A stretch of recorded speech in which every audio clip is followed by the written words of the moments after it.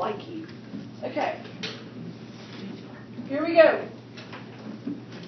Oh my word. Oh my gracious. Hey, but I didn't give you fractions. Yes, thank you so much. Oh yeah. See? Life is better. Alright, so there's my line to separate it. So remember it said, alright, when we talked about earlier, kind of a general outline of what to do. First step was to get rid of fractions if we have any. We don't have any. Second step was to get rid of our distributive property if we have any distributive property. Do I have any distributive property? No. How do we not know? How do we know we don't have any distributive property? No parentheses. Okay. Then it says to kind of combine like terms on each side. So let's look on the left side. Do I have any like terms on the left side? Yes. Yes. What are they? 12A and 8A. 12A and what? Negative 8A. Negative 8A. Okay. So that's going to get me what? 4A. 4A. All right, so 4A is going to equal, well, over here I've got a plus 2A. Does that have anything to go with it? No. No. But I also have, what kind of 10 is this? Positive 10. What else? Negative 13. And what else? Negative 7. Negative 7. Remember, I always take the sign that's in front of it. So I'm going to go 10 minus 13 minus 7. Okay?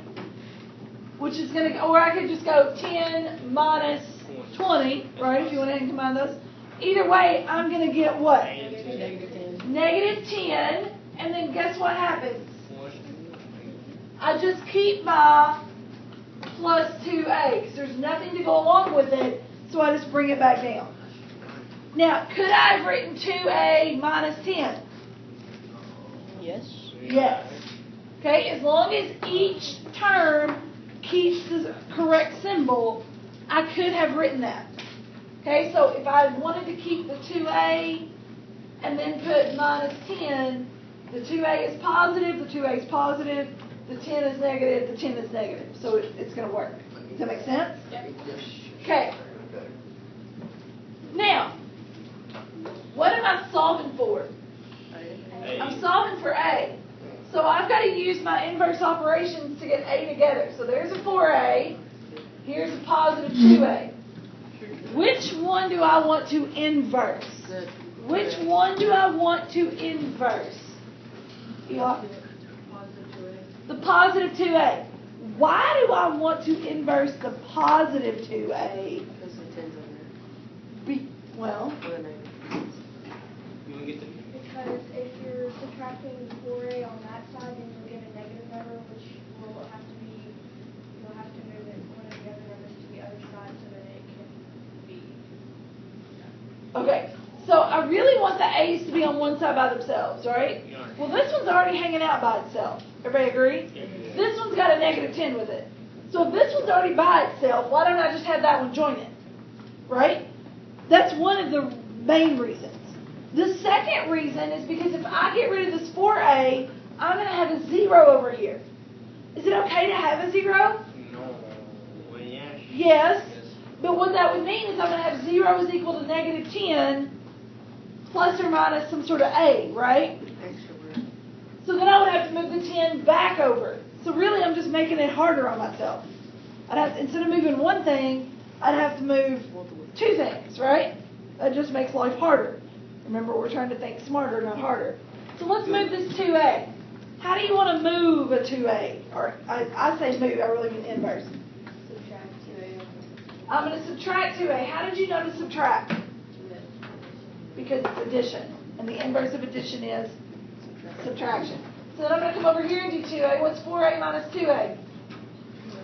2A is still going to be equal to, these cancel out, and it's going to leave me with a what? Negative 10. Negative 10. Now I'm going to do the inverse of multiplication because I have multiplication. The inverse of multiplication is division. So I should divide by 2. Why do I divide by 2? Yes, sir. Okay. You get rid of the 2. Because the 2 is the coefficient, right, of A. I divide by my coefficient. 2 divided by 2 makes, say, 1. Do I have to write the 1? No, I just write the A. And negative 10 divided by 2 makes a what? Negative 5. So ta-da, there I go. There's my answer. Alright? Now if I wanted to double check, I could substitute it in. Right? Or I could replace it. And I could check to make sure my answer would work. I could go 12 times negative 5 minus 8 times negative 5. And that should be equal to whatever 10 plus 2 times negative 5 minus 13 minus 7 is. And that's something very quickly you can do on your calculator. You can do, okay, 12 times negative 5 minus 8 times negative 5 equals. And then on the other side, you can do 10 plus 2 times negative 5 minus 13 minus 7. And it should probably tell you the same thing. Okay? And again, I'm fine with you not checking it. I don't usually check mine either. But then if you get it wrong, you can't really complain because you should know ahead of time. Okay? Everybody okay? Yes.